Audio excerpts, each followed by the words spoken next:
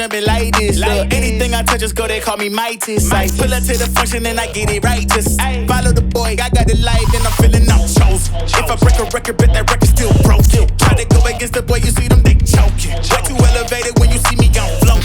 Yeah, I'm on the wave when you see me, I'm coasting. Find me out the way, the top ain't coming down, wait for the drop.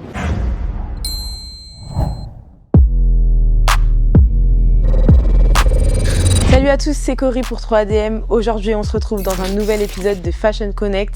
On est à Cashville, concept store, tatouage, sneakers, streetwear, en compagnie de Nance, le fondateur. Ça va, Nance? Merci pour l'invitation. Merci à toi d'avoir accepté. Super, tout va bien? Ouais. Super, tout va très bien. Bienvenue dans le 78. Dans le 78. C'est loin apparemment. Ouais, on a bien roulé pour venir ici, mais ça valait le coup. Parce qu'on est vraiment dans un super bel endroit, donc... Soyez les bienvenus. Donc merci. Streetwear, sneakers, tatouage, le seul et unique en France, concept store, Cashville, Siam Tattooing. Bon d'accord, bah c'est parti. Avec plaisir, let's go. Donc aujourd'hui, on se retrouve à Mantes-la-Jolie au sein de ton magasin. Est-ce que tu peux nous parler un petit peu de ce concept store? Est-ce que ça vient d'une vraie vision ou c'est une opportunité de marché que tu as saisie? Alors non, c'est une vraie vision. Pour l'histoire de Cashville, en fait, j'avais 11 ans, je dessinais des magasins sur feuille. Je voulais avoir des bombes de peinture. J'ai des bombes de peinture. Je voulais un emplacement pour DJ. J'ai un emplacement pour DJ. Je voulais ramener les rappeurs. J'ai ramené 60% du rap français dans mes magasins. Je voulais vraiment être dans le street. Je suis mon grand frère m'a mis dans le rap vers 8-9 ans, avec le Wu-Tang, avec NWA, avec Guerilla Black, avec bref, des grands artistes de rap West Coast, donc Los Angeles. Il me disait tout le temps, le rap, ça vient de Los Angeles. Or, pas du tout, ça vient de New York de base, mais bon, bref, il me piquait avec ça à l'époque. Et je suis resté vraiment fixé sur ça pendant très longtemps. J'ai grandi, et en fait au fur et à mesure j'ai fait des études dans le commerce, BEP, voilà, bac, on n'était pas très fort à l'école, on était débrouillards. On me définit un peu comme ça, un peu hustler depuis tout petit. Moi j'avais un groupe de rap depuis tout petit aussi, depuis l'âge de 12-13 ans à peu près. On a sorti 3 albums, ça c'est pour ça s'appelait Détonation, D-Tonation. Voilà, donc on a fait beaucoup de choses. Ouais, 12-13 ans, ouais. 12, à 8 ans, t'étais déjà en train de dessiner t'avais déjà la vision. Non, j'ai dessiné à 11 ans à peu près mes magasins. Alors, je dessinais, tu connais, je faisais des croquis, je mettais des emplacements pour les T'avais déjà DJ. la vision de ce que t'allais ouvrir, genre 20 ans plus tard, quoi. C'était un de mes rêves. Est-ce que j'allais l'ouvrir? Je savais pas. En tout cas, je voulais réaliser ce rêve-là. C'est pour ça que je l'ai marqué sur mon bras. C'est pas un tatouage pour moi, c'est un rêve réalisé. Demain, si Cashville n'existe plus, c'est pas grave. J'ai vraiment réalisé le rêve et on l'a grandi jusqu'à 9 magasins. On a été la seule franchise de magasins streetwear, sneakers, tatouage en France et en Sandco à travers toute la France. Ok. Donc c'est plus une vision sur le très long terme. Ouais, sur le très long terme. Voilà, c'est une vocation, on va dire. Même. T'as dit quoi? C'est une vocation, on peut dire même.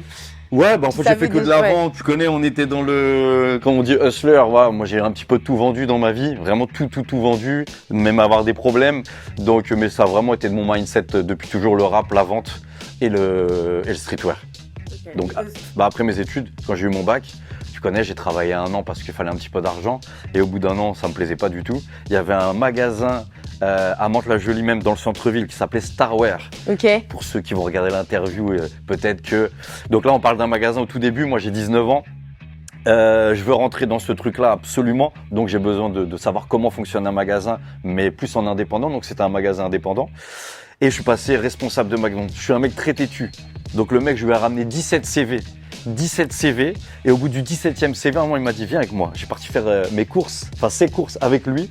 Et à un moment, il me dit, mais t'arrêtes pas de me déposer des CV. Je dis, écoute, s'il y a un magasin streetwear dans ma ville, je suis obligé d'y travailler. Tu ne lâches rien. J'ai jamais lâché, donc il m'a pris le lendemain, il m'a dit viens le lendemain, il m'a appris, en tout cas il m'a fait travailler. Au bout de 3 jours, j'avais les clés du magasin, je suis passé responsable de magasin en 1 semaine. Je l'ai pas revu pendant 1 mois et demi le mec est parti ouvrir un restaurant donc je le voyais plus du tout.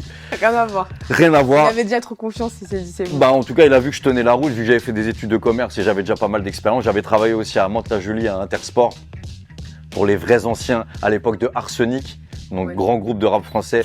Paix à l'âme de Calbo qui vient de décéder, donc paix à son âme. Mais en tout cas, donc j'étais à l'époque du Lacoste. Je vendais déjà énormément de Lacoste. Et là, j'avais 15 ans pendant l'alternance. Donc de mes 15 à mes 17, j'ai vendu du Lacoste en patates parce que c'était vraiment l'époque Arsenic. Et donc le magasin streetwear, j'ai appris, donc responsable de magasin, gérer une équipe, j'avais 5 vendeurs et on avait toutes les plus grosses marques, Rocawear, Bullrot, Royal Wear, Academix, toutes les anciennes marques de street dont il y en a encore qui existent quelques-unes, enfin certaines mais pas toutes. Et donc j'ai grandi dans ça jusqu'à monter mon premier stand de marché à 23 ans où j'ai monté ma première société à 23 ans. Aujourd'hui, du coup, tu as tes propres magasins, mais pas que, parce qu'à côté, tu es aussi DA de Projet X Paris. Alors, je suis pas DA précisément, je gère les artistes et les événements. Donc en fait, je m'occupe de tout ce qui est la partie artistique. Parce que un vrai DA dans une marque, c'est le mec qui design toutes les sapes et qui gère vraiment l'image globale, mais surtout au niveau vestimentaire. Donc il s'appelle Salim pour Projet X Paris depuis 10 ans. Même 11 ans, il est chez PXP et c'est lui qui a tout designé depuis. Salim, grand big up mon frérot pour tout le travail parce que c'est très chaud ce que tu fais. Mais par contre, donc j'ai rejoint l'équipe il y a un peu plus d'1 an. Et moi, je gère tout ce qui est événements, artistes et après beaucoup de choses parce que chez PXP, il faut vraiment être couteau suisse. Et moi, je suis arrivé dans cette société parce qu'ils ont lancé un nouveau logo, donc qui est celui-ci. Et en fait, je suis venu pour vraiment le booster et le rendre encore plus commercial à travers le monde, mais tout en gardant la culture hip-hop. Moi, ils m'ont vraiment ramené pour la culture, pour mon savoir et toute l'expérience, parce que maintenant, j'ai 42 ans et je vends du street depuis j'ai l'âge de 19 ans. Donc ça fait très longtemps que je vends du street, j'ai vendu toutes les marques, j'ai travaillé avec toutes les marques et même énormément d'artistes. Donc à la finalité, j'ai ramené mon savoir pour la marque. C'est très légitime de choisir une personnalité comme toi pour... Oui, en sachant que je vends PXP en plus dans mes magasins, donc, dans Cashville depuis 10 ans. Depuis 10 ans, donc en fait j'ai vu la marque évoluer, j'ai vu un petit peu l'évolution du premier logo jusqu'au nouveau logo. Et le lancement du nouveau logo, on a fait une grosse soirée au Bridge à Paris, donc sous le pont Alexandre III, là, juste à la fin des Jeux Olympiques en plus. Caris en showcase, Kalash en showcase et Niska en showcase dans la même soirée. Dans la même soirée. Dans la même soirée. Il y avait un stand de sérigraphie, on faisait justement le nouveau logo. On avait des bornes d'arcade avec des jeux à l'ancienne comme Def Jam Vendetta avec 50 Cent, tout ça. Bref, la culture hip-hop réunie dans une soirée et les gens, donc ils ont connu le nouveau logo à ce moment-là et ils ont dit non, c'est incroyable. Ils ont vraiment kiffé la DA du nouveau logo et le mindset qu'on commence à ramener. J'avais vraiment du lourd dans la soirée, beaucoup d'influx, beaucoup de rappeurs, beaucoup de radios. Il y avait Skyrock, qui sont venus vraiment il y avait tout le milieu, quoi. De malades. Ok, donc en fait, tu es un entrepreneur multicasquette parce que donc il y a Cashville, il y a PXP, on en parlera plus tard, tu es aussi une manager de Codes. Mais déjà, on va revenir un peu sur toi. Est-ce que tu peux nous parler? Toi, tu vois, tu étais petit, tu étais déjà dans le rap. Est-ce que tu te souviens de la première sape, de la première sneakers que tu as acheté quand tu as eu ton premier salaire? Bien sûr.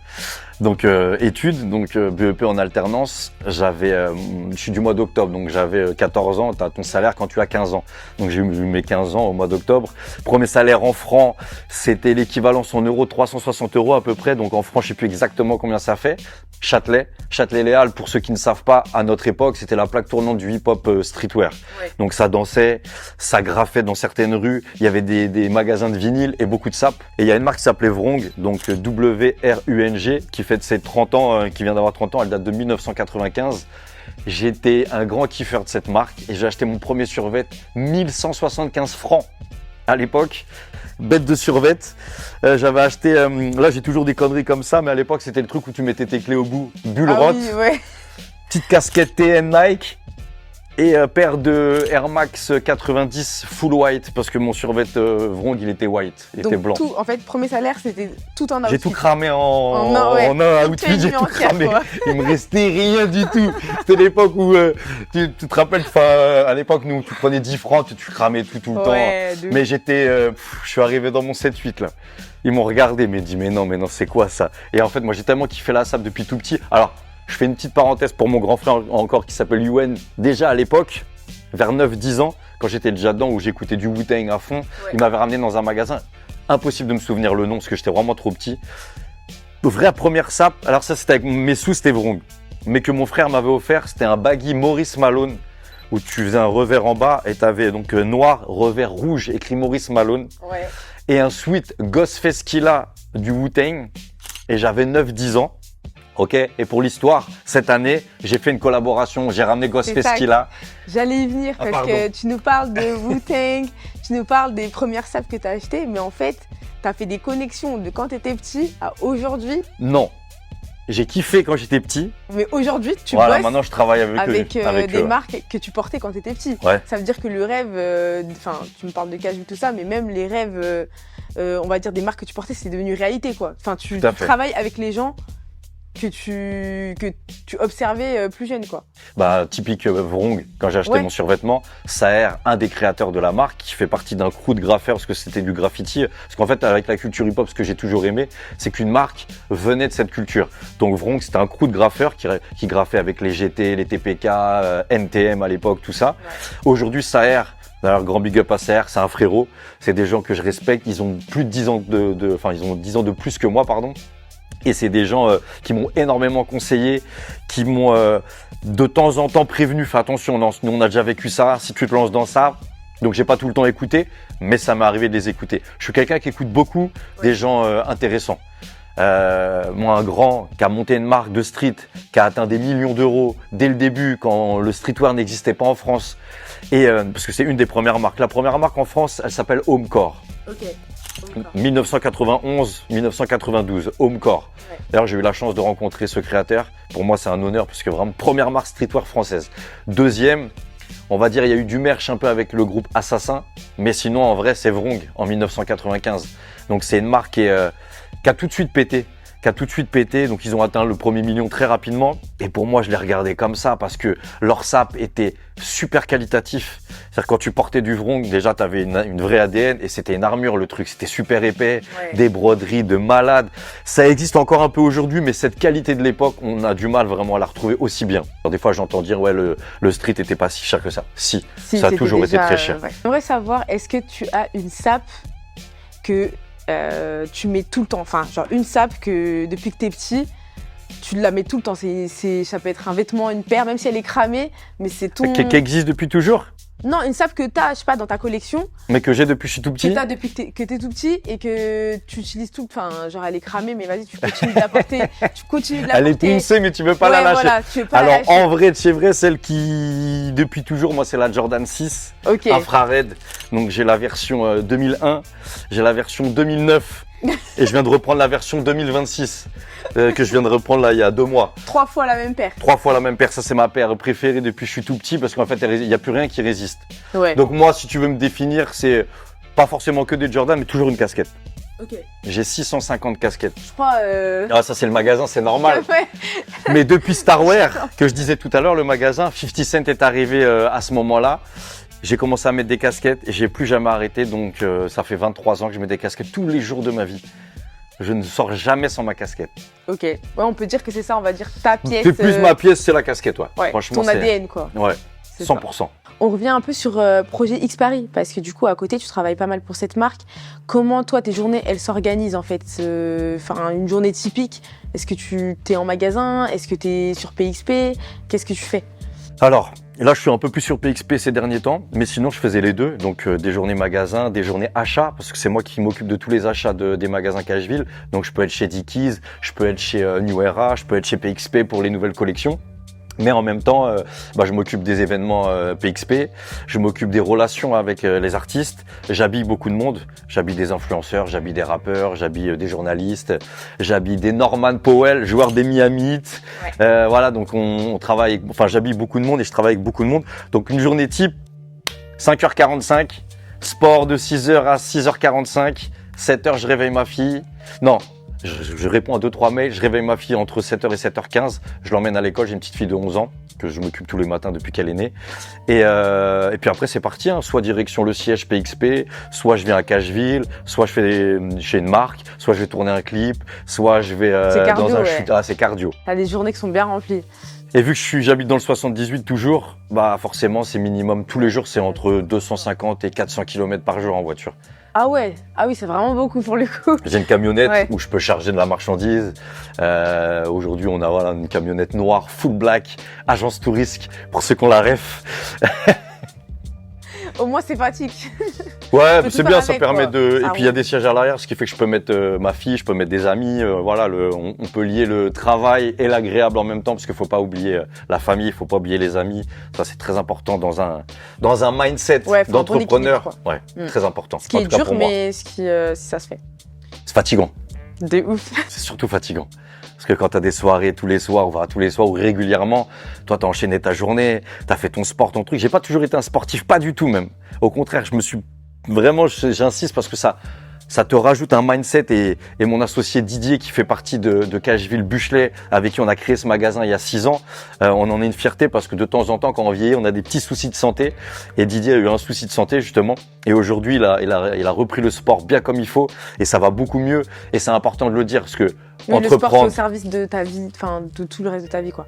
Ouais, ça rend service à ton corps. Si tu veux durer un peu plus longtemps, c'est très important en tout cas. Donc ça fait partie aujourd'hui de l'entrepreneuriat, je pense. Enfin, j'en suis sûr même. Oui. Bon, ton magasin, il est vraiment génial. Je te propose qu'on aille continuer l'interview Avec dans plaisir. d'autres endroits, que tu montres un peu différents décors. Avec grand plaisir. On va aller dans un petit rayon sympathique. Vas-y, je te suis. Donc, on a parlé Cacheville, on a parlé PXP. En parallèle, il faut savoir que tu es aussi manager de Codes. Exactement. Est-ce que tu peux nous parler de cette collaboration? Comment s'est Ouais. fait cette rencontre? Explique-nous tout. Alors en gros, chez PXP, moi j'intervenais avant de travailler avec eux, enfin en tout cas chez eux. Moi je revendais la marque depuis plus de 10 ans. Ouais. Et en fait à un moment, ils voulaient des rappeurs. Donc je leur ai ramené pas mal de rappeurs, Timal, j'ai ramené RK, j'ai ramené Kalash, j'ai ramené pas mal d'artistes, Ouais. dont Codes. Par le biais d'un ami, on a ramené Codes. Et une deuxième fois, ça s'est super bien passé, donc gros shooting photo pour la marque. Et en fait, je m'entendais tellement bien avec lui que je lui ai proposé d'aller un peu plus loin. Et en fait, j'ai monté un label de musique auprès de PXP qui s'appelle PXP Records. Ok, génial. Et donc la première signature du label, c'est Codes.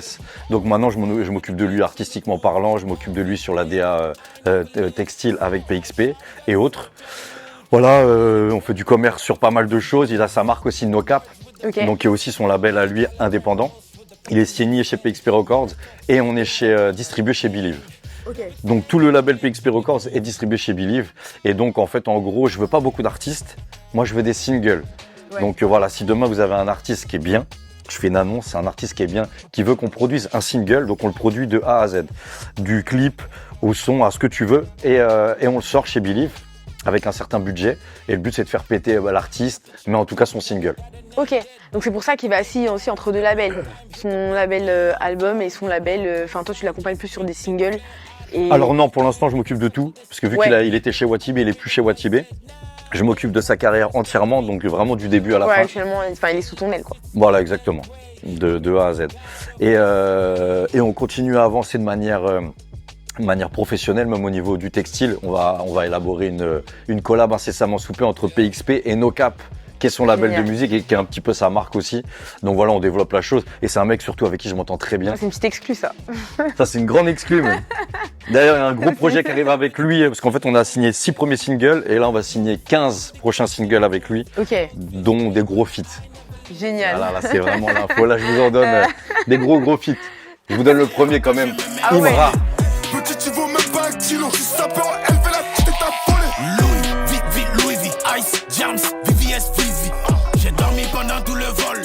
À l'aéroport, j'ai buvé de la ligne. Et pour parler aussi du coup, de son style, donc parce que tu parles de musique, donc tu t'occupes de sa musique, mais aussi de son style vestimentaire. Est-ce que tu as une influence? Parce que tu vois, on voit Codes, on voit un peu enfin, il a vraiment la DA du rap US avec les bijoux, la Du sape. rappeur, tout court. Ouais, c'est un rappeur. Du rappeur, tout court. Est-ce que toi, tu as une influence sur son style? Est-ce que c'est toi qui l'habilles? Est-ce que comment, Alors, Codes, en vrai, je l'aide. Je lui propose, mais c'est un mec qui est ultra autonome dans la sape. C'est un mec qui sait très très bien saper. Franchement, il est super fort dans ce domaine, il n'y a rien à dire. C'est un mec, je vais guider sur quelques tenues, je vais lui donner un coup de main sur... Mais en vrai, la DA, il l'a. Ouais. Il l'a complètement... franchement, c'est un mec qui sait vraiment bien saper. Il fait partie des 10 plus gros rappeurs considérés qui se sapent le mieux en France. Ouais, dans la mode, Ouais. qui est vraiment branché. Il est vraiment connecté. Ouais, donc en fait, il a pas besoin, quoi. Il est déjà calé. Et toi, tu viens ajouter des petits conseils, donner ton avis. Exactement. Ok, je vois. Donc tu fais beaucoup de collabs. Enfin là, ouais, tu me parles de Codes. Tu m'as dit que tu as fait une collab avec Kalash. Et Grosse collab avec Kalash. Grosse collab Celle-là, j'ai avec envie d'en Kalash. parler parce qu'elle était vraiment puissante. Pourquoi? Kalash, en fait, je m'entends très très bien avec lui et avec Clara, sa femme, qui est sa Ouais. manageuse. Et en fait, c'est la première fois qu'on bâtissait une collab entière de A à Z où il a choisi le tissu. On est parti filmer le shooting en Martinique. Dingue. On a fait 2 drops. Donc c'était une collab sur 1 an et demi et c'était vraiment incroyable de chez incroyable. Donc là, c'était vraiment une collab travaillée. Enfin, 1 an et demi, c'est du long terme. Grosse collab, ouais. Donc Kalash, ce qui était cool, c'est qu'on a fait 2 drops. Donc un shooté en Martinique pour représenter son île et vraiment les sapes. Et un deuxième drop à Paris. On a fait un gros pop-up en plein Paname. Ouais. C'était le feu. Franchement, c'était le feu. C'est une collaboration qui était complète. Kalash, quand il fait quelque chose, il le fait jusqu'au bout. Ah, il le fait bien. Donc on a fait pas mal de concerts avec lui. On l'a accompagné en Martinique pour son grand concert au mois d'août dernier, là au stade. Ouais. On a distribué des bandanas pour présenter la collab qui allait sortir. Bref, très grosse collab. On a vendu beaucoup de pièces. On a vendu plus de 38 000 pièces de sa collection. Ah ouais, donc c'était vraiment une très grosse collaboration qui vient de se clôturer. Là. Ok, ouais, donc tout récemment. Ouais. Mais il n'y a pas que ça, parce que donc là, tu me parles de Kalash et tu as une grosse collab également avec Wu-Tang. Et donc c'est toi qui l'as initié. Oui, tout à fait. Tu peux nous parler de ça, parce que le fait d'être validé, d'avoir la sape française validée par des piliers du rap aux US, qu'est-ce que ça représente pour toi? Bah déjà, ça représente tout, parce que moi j'écoute Wu-Tang depuis que j'ai 8 ans. Donc t'imagines, t'écoutes Wu-Tang à 8 ans. Tout à l'heure, pour ceux qui retiennent, j'ai acheté un Sweet Ghostface Killah que mon grand frère m'a acheté en 9-10 ans. Je fais ma première collaboration avec Ghostface Killah. Donc on fait un jersey en collab. On fait une soirée privée où il est venu faire un showcase. Dingue, complètement dingue. Donc là, t'as tout Paname qui est venu, t'as des Camino qui étaient là, des Shinzo qui étaient là, des Citadium qui étaient là. Et pour nous, c'est important parce que Projet X Paris est une marque qui a été très commerciale à un moment. Donc en fait, quand il y a des gens, par exemple les acheteurs de Citadium qui viennent à une soirée Ghostface Killah, bah c'est grâce à Ghostface, mais c'est surtout par la curiosité de savoir comment une marque française ramène un artiste comme Ghostface Killah.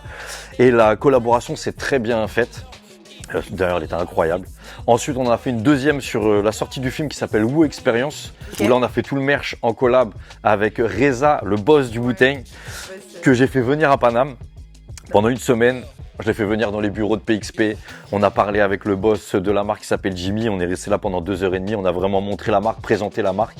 Et ça a donné une 3e collaboration pour la dernière tournée mondiale où on a fait un pop-up à Paris et à Châtelet pendant 5 jours. Et on a élaboré cette collaboration ensemble. Reza, Justice, la femme de Reza, Divine, le frère de Reza. Et on a fait la collab ensemble. Ça a donné plusieurs pièces qui sont toujours disponibles sur projectx.com. Donc très grosse collab là. Très grosse collab, incroyable. Ça a cartonné à Paname, c'était blindé. Reza est venu au pop-up le mercredi au passage, encore une fois. Donc ça a ramené tout le monde. Bah ça, en fait, ce que je kiffe moi dans tout ça, parce que c'est ça qu'il faut dire, c'est que t'as les anciens qui vont kiffer Wu-Tang, mais t'as aussi plein de nouveaux. Un Genesio que je connais bien. En tout cas, on en a parlé plusieurs fois. Il kiffe. Ça rassemble les générations en fait. De ouf, il kiffe. Tu vois, des fois, il fait des petits délires avec des grills. Bah, en fait, lui, son modèle, c'est Old Dirty Bastard, ODB du Wu-Tang. Genesio n'a que 22 ans. Donc, tu vois, choc des générations. ODB, il est mort il y a longtemps. Et c'est ça que je trouve incroyable. Donc, tu réunis, on avait fait un musée sur le Wu-Tang grâce à Olivier Nguessan, qui est on va dire mon plug, où lui connaît le Wu-Tang depuis plus de 20 ans. C'était un des cofondateurs du magazine RER, un des plus grands magazines de rap qui existait. C'est grâce à lui qu'on a eu le Wu-Tang. On a fait pas mal de collabs. D'ailleurs, c'est aussi grâce à lui qu'on est parti shooter au mois de juin dernier Lil TJ à Los Angeles. Génial. Incroyable. Big shooting de fou. D'ailleurs, on a failli, petite anecdote, ça a sorti des Glock parce qu'il y a une voiture qui passait. Je rigole pas. Ils sont très chauds. Ils sont à Los Angeles. Il y avait YJ qui tournait un clip à 100 mètres de nous. Donc voilà, on parlait des Crips, des Bloods et tout. Heureusement, parce que YJ, c'est un Blood, mais il est pas dans un gang, TJ. Il est pas dans un gang, mais il s'est déjà pris 7 balles à une époque. Donc il est très chaud. Donc les mecs, enfin bref, une anecdote de malade, mais le shooting était vraiment chaud, très très chaud. Et d'ailleurs, les tenues sont disponibles sur le site si vous voulez aller le voir et vous verrez toutes les photos, tout le shooting avec TJ. C'est dingue, c'est une culture qui se meurt pas et qui rassemble tout le monde, plusieurs générations. Exactement. Et c'est ça que je kiffe. Beau. Ouais. Tu vois, on peut se parler toi et moi, on n'a pas du tout le même âge, mais on est dans la même culture, on est dans le même kiff. Et moi, c'est ma grande passion aujourd'hui. Moi, ma fille de 11 ans, elle est piquée, elle va écouter aussi bien Snoop Dogg. Tu l'inities déjà dans ce délire, quoi. Elle va écouter un Snoop comme elle va écouter un Timar. Ouais. Tu vois ce que je veux dire? Et je trouve ça fort parce que tu es obligé de rester dans ta génération, c'est important. Mais faut pas oublier ceux qui ont ouvert les portes. Parce que sans les portes ouvertes, il n'y a pas cette interview, il n'y a rien du tout, il n'y a pas Cashville, il n'y a pas tout ça. Donc moi, c'est quelque chose qui me tient vraiment à cœur et c'est pour ça que je lâche pas l'affaire, que ce soit dans le textile ou même dans le mindset de tous les jours. De temps en temps, je vais parler à un Timar mais je vais balancer un Tupac juste après. Parce que voilà, il faut vraiment ces deux cultures, en tout cas la culture elle-même qui a plus de 50 ans aujourd'hui, qu'on l'a réunie entre les jeunes et... Tu participes à transmettre cette histoire.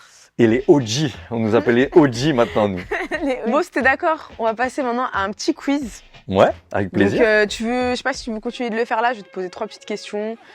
Bon écoute, ouais, vas-y, on peut, si tu veux, on peut recirculer un peu dans le magasin, il y a plein de choses à voir. Hein. On peut recirculer encore. Il faudrait que tu nous montres aussi un peu la partie tatouage. Deuxième tatou, ouais. Franchement, avec plaisir. Ça, c'est un concept, justement, je vais faire une petite parenthèse dessus. C'est la première fois. Alors, tu avais toujours eu des tout petits shops, mais en grand shop comme ça, où en fait, ce qui est bien, c'est que pendant que tu attends ton tatouage, tu peux venir acheter de la sape. Ou quand tu viens acheter de la sape, tu te dis, tiens, parce qu'aujourd'hui, c'est la même culture. La culture hip-hop, la culture, voilà, le tatouage en fait largement partie, que ce soit avec les gangs aux États-Unis ou même les rappeurs à la fin. Maintenant, la France, les 3/4 sont tatoués, on va dire. Je vais pas abuser, mais il y a peut-être 60% qui ont un tatouage. Donc, il y a plus que 40% à tatouer, dont toi. Bon, là, je te pose une question un peu plus piquante. Parce qu'on va juger des gens. Dis-moi tout, Cory, dis-moi tout. Est-ce que tu peux me dire, est-ce que tu peux me donner un artiste dans le milieu qui, selon toi, a besoin d'être looké? C'est une très bonne question, ça. Très, très bonne question. Je vais même aller un peu plus loin. Moi, par exemple, un mec comme Redman, qui est un rappeur Kenry, qui a beaucoup chanté avec Method Man, s'habillait de malade. Gros blouson à Virex, bandana, tout ça. Franchement, il avait une DA de malade. Là, depuis, je sais pas, peut-être 3-4 ans, il s'habille tellement mal. J'étais à son concert il y a encore 2 mois. Il est tout serré, ça lui va pas du tout. Je sais pas. Donc lui, je le rhabillerais. En France, je dirais Leto. Ok. M'en veux pas, mon gars. Je te connais pas. J'aime beaucoup ce que tu fais, tout ça, mais le côté crop, ACDC, chaîne, alors un clip ou 2-3 trucs comme ça, pas de problème. Mais je trouve que c'est pas sa DA pour moi. Il s'habillait très bien street, baggy, New Era, Supreme, ça lui va de fou malade. Jordan beaucoup. Ouais. Je sais pas, cette DA, je trouve que il l'apporte beaucoup mieux que d'autres personnes. Et le fait de partir sur du crop, sur du voilà, faut se mettre au goût du jour avec la mode. Mais un mec comme Jossman l'a toujours fait. Ça lui va très bien. En festival, d'ailleurs, j'ai découvert Jossman en festival, je le trouve archi lourd. Mais après pour Leto, non. Streetwear. Ça colle pas, moi, avec sa personnalité. Il faut que ce soit sur un projet spécifique. Ou un clip. Ouais. Un clip, il peut se lâcher en mode mode. Mais sur le long terme, le street lui va beaucoup mieux, je trouve en tout cas. Bon, du coup, petit quiz, 3 petites questions, tac au tac, pour terminer l'interview. Première question. Là, t'as un gros rendez-vous avec un investisseur, rendez-vous hyper important. Comment tu te sapes? Est-ce que tu vas mettre un costard ou est-ce que tu restes toi-même? Qu'est-ce que tu mettrais? Genre là, tu dois choisir un truc dans ton magasin, tu mets quoi? Alors, dans le magasin, pas spécialement. Je te parle d'un gros truc. Je vais toujours rester street, pas de casquette. Par contre, ça, c'est une règle, pas de casquette parce qu'ils aiment pas du tout ça. Et, en France, malheureusement, on est vraiment jugé par l'apparence, malheureusement. J'ai été invité aux Flammes. Je suis parti en full PXP en Flammes. J'avais une super veste magnifique. C'était un baggy, mais un baggy coupe moderne, donc très mode. Ouais. Je m'habillerais comme ça. C'est-à-dire toujours street, mais un street propre, un street classe. Ouais, mais toujours avec ma touche street. Et avec une paire de Jordan au pied, c'est la base. Ou une paire de Timberland. Timberland ou Jordan. Ouais, j'avoue. Ça, c'est... Donc je resterai toujours, même en banque. Parce que ce qui est très dur aussi, c'est d'avoir des prêts ou des choses comme ça. Et les banquiers sont très durs. Je me suis habillé une fois en costard pour mon tout premier crédit pour mon premier magasin Cashville à Buchelet, à l'époque. Le lendemain, la banquière nous a revus. Oh, elle a dit, waouh, mais c'est quoi ces Zoulous? J'ai prêté de l'argent à des Zoulous. Donc t'avais bien fait de... Exactement. Mais je m'étais fait une promesse, comme quand je dessinais mes magasins quand j'étais petit, je m'étais fait une promesse quand j'étais petit. Je m'étais toujours dit qu'un jour, j'arriverais à avoir des crédits ou faire des gros business en baggy casquette. Aujourd'hui, ma force, c'est que je peux aller dans une banque en baggy et en casquette et avoir des crédits. Et tu peux avoir ton on est dans un magasin Cashville de Buchelet. Didier en est témoin. On était en baggy casquette et on a eu ce magasin, que ce soit avec le directeur du centre ou avec les banques. Voilà. En fait, il faut déjà prouver ce que tu peux faire et ensuite t'imposes tes propres règles. En France, il faut toujours prouver, contrairement à d'autres pays dans le monde, il faut toujours prouver avant qu'il soit validé. Écoute, on sera peut-être un jour président ou autre chose, on va changer les règles. Deuxième question. Outfit full vintage, chiné en friperie ou outfit full brand? New, neuf? pas du tout vintage. Moi, c'est que ok. du neuf. J'avoue. Même pas des mix, toi, c'est mort. Non, j'ai un gros problème avec ça. J'avoue, j'aime pas du tout. Ok. Je respecte, ça s'est développé. Après, moi, c'est pas de ma culture. Nous, quand on était plus jeunes, il n'y avait pas de friperie, ou en tout cas, c'était pas trop connu. Aujourd'hui, il y en a beaucoup plus. Ça, et en plus, c'est pour récupérer des pièces que moi, je portais quand j'étais petit. Ouais, oui, donc. Donc, non, soit je les ai encore, mais je vais pas aller rechercher une pièce. Moi, j'essaye tu vois, dans le magasin, tout à l'heure, on filmait, il y avait des jerseys de basket Ouais. Mitchell & Ness en mode Celtics, en mode Chicago Bulls. Voilà, ça, c'est des pièces vintage, mais en neuf. Ouais, Donc, je suis très neuf. ok. Et les pièces vintage, au final, tu les as déjà chez toi, quoi. J'en ai Enfin, certaines. J'ai du Fubu, par exemple, qui était une grosse marque que je portais énormément à l'époque. Karl Kenny. J'avoue, j'ai des pièces mythiques de l'époque. Petite anecdote parce que j'aime bien. Mon daron, il a une chemise Fubu. Donc, pour ceux qui connaissent cette marque, For Us by Us. Un jour, il y a un livreur qui se pointe. Il est retourné en Bretagne, donc il habite en Bretagne. Ouais. Il y a un livreur qui se pointe, un black. Il ouvre la porte. Mon daron, il ouvre la porte. Il voit un mec avec une chemise Fubu. Fubu. Il voit un daron blanc avec une chemise Fubu. Direct, il a dit, mais vous sortez cette chemise d'où? Il a dit, ouais, c'est mon fils, il La est dans le connexion. rap, dans le truc, machin. Mais est-ce que t'imagines qu'un mec, il voit un daron avec une chemise Fubu et c'est une chemise qui doit avoir 25 ans, un truc comme Il ça. a dû se dire, ce mec, il est trop branché. Et surtout, c'est dit, mais qu'est-ce que c'est que D'où ce ça daron blanc là avec une chemise Fubu au fin fond de la Bretagne? Que des petites anecdotes. En plus, en Bretagne, genre. En même pas sur Bretagne, Paname. même pas ici en Bretagne. Ok, et pour finir cette interview, est-ce que tu peux nous donner, toi, la pièce où c'est mort, quoi, le fashion faux pas, le truc interdit, c'est mort, ne portez pas ça. Quoi. Alors moi, ce qui est ouf, c'est que j'ai dû en vendre quand même. Moi, franchement, c'est le skinny, Business is business. le skinny là, les jeans Le skinny slim. là, le slim là. Ouais, Non, Ah, ça, c'est non. Pourtant, j'en ai vendu, hein. J'avais pas le choix. avec les trous et tout. Sans trou, on dirait un leggings le truc. J'ai entendu dire que ça commence à revenir, mais franchement, écoutez-moi cette interview. Ne faites pas revenir cette pièce, s'il vous plaît. S'il vous plaît, de dos, on savait même plus qui était la meuf et qui était le queumé. Arrêtez vos bêtises. Je vous dis pas de mettre des baggy super larges. Ouais, ça c'est pas non plus super large. Mais voilà, un petit jean Levi's, un cartonné. Il y a toujours des petits trucs sympas, tu vois. Mais pas, non. Le skinny, oublie. C'est mort. Bon, écoute Nance, merci beaucoup pour cette interview. Merci à toi, Cory. D'habitude, on fait gagner une sape, mais bon, vu qu'on est dans ton magasin, je suis pas... Je te ressape. Ouais, bah, je vais pas t'acheter une propre sape pour te l'offrir. Mais, moi, ce que j'aimerais te proposer, c'est qu'on t'invite au Golden Coast avec nous pour faire monter notre artiste. Donc, Avec si t'es grand chaud, plaisir. Avec grand plaisir. Si t'es chaud. C'est quand? C'est fin août. Fin Donc, août. si t'es dispo, Super chaud. Votre tu artiste, viens. c'est c'est Cara. Cara. K-2-A-R-A. Tu vas me faire écouter ça juste après. Je vais te faire Avec écouter grand ça. plaisir, je suis partant. Bah, ça me fait extrêmement plaisir. Moi aussi, merci beaucoup. Merci Très à gentil. toi. Merci. Et merci à vous d'avoir regardé cette vidéo jusqu'à la fin. On se retrouve très prochainement sur notre chaîne 3DM pour un prochain Fashion Connect. Bisous. Merci à vous.